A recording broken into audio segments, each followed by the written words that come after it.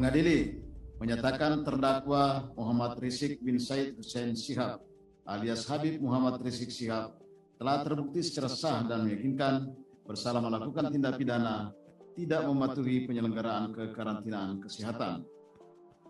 2. Menjatuhkan pidana terhadap terdakwa tersebut dengan pidana denda sejumlah 20 juta rupiah dengan ketentuan apabila denda tidak dibayar maka diganti dengan pidana kurungan selama 5 bulan.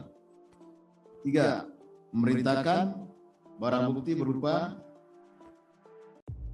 nomor 1 sampai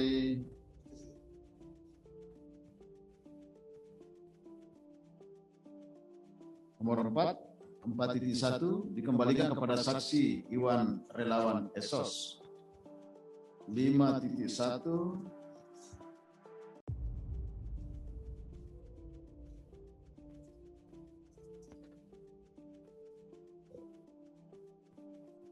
sampai 69.1 tetap terlampir dalam berkas perkara. 4. Membebankan biaya perkara terhadap terdakwa sejumlah Rp5.000.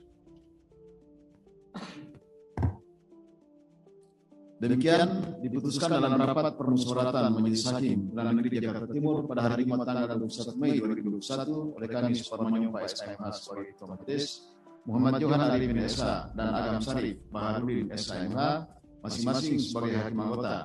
Putusan mana diucapkan dalam persidangan dinyatakan terbuka untuk umum pada hari Kamis tanggal 23